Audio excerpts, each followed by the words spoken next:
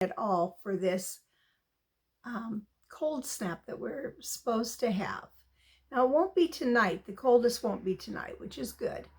But what I did, because I made a covered hoop greenhouse, and I just really have enjoyed it. It's been great. And so it has the plastic on the outside.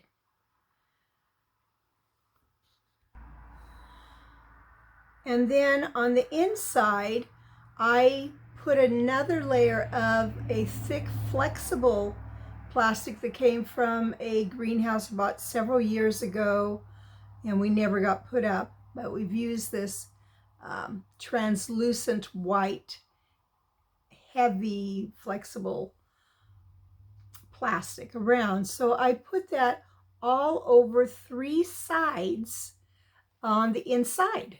Now, it doesn't go all the way up to the ceiling, but I still think it's going to make a big impact.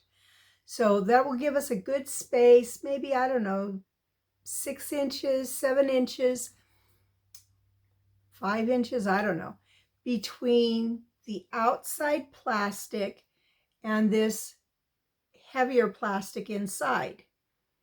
Then I took and I put my tropical flowers, which are in pots. There were 4 of them. And I don't really remember the name. It's like mandolin or something like that. And they look, mine are all in pinks and reds.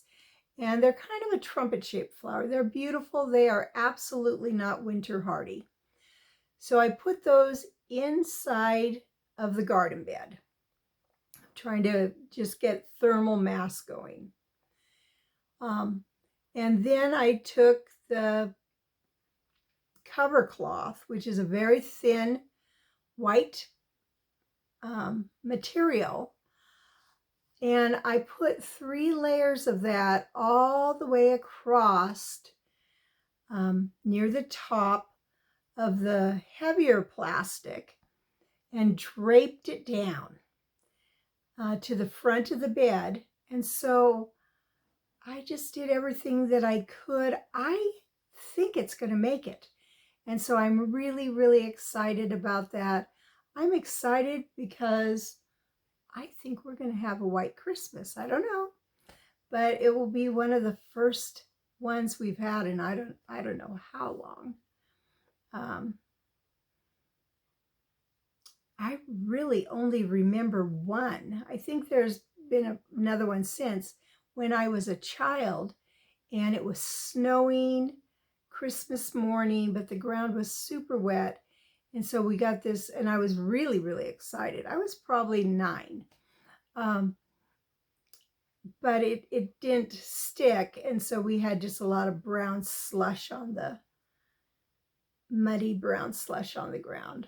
But it was beautiful just seeing it.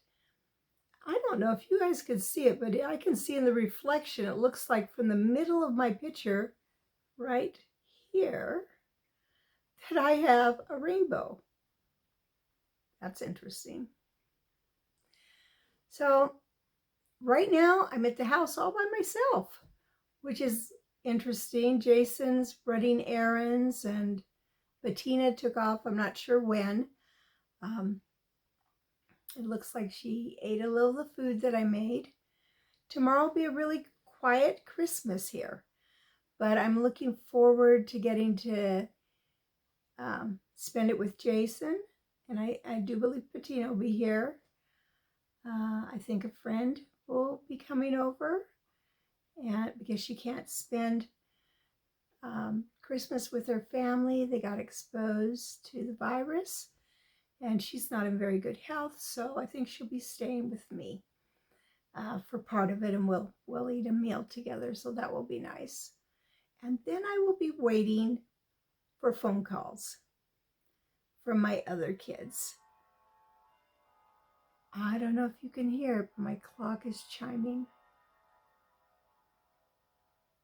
It might be too far away, but anyhow, it's really pretty. So I'll be waiting for calls from them, hopefully little video calls, and hopefully I get to video chat with my grandchildren too. I won't be seeing any of them this Christmas in person, but hopefully at least on video chat. I miss them, and I miss big gatherings, but I did come to realize this year that Thanksgiving is the one that I really want to gather with people the most. And so Christmas is okay if it's quieter. I hope that you and yours have a blessed Christmas, or if you celebrated Hanukkah, that was a real blessing for you. However you celebrate, just take time to enjoy your family. We don't always get a chance to be with them. Enjoy your friends. Be in person with them as much as you can.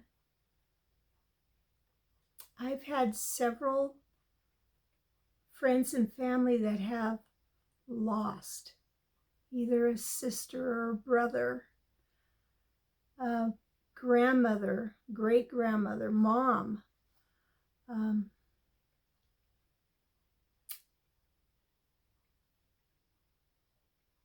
Just this week. And so it's strange to me, but I guess as you get older, you know more people at different ages. One of the ladies that passed away, she was, I think, 43. That's really young. The other two were older, but it doesn't make our hearts any less heavy or missing them. But we can have hope. If we accept Christ, He is the way.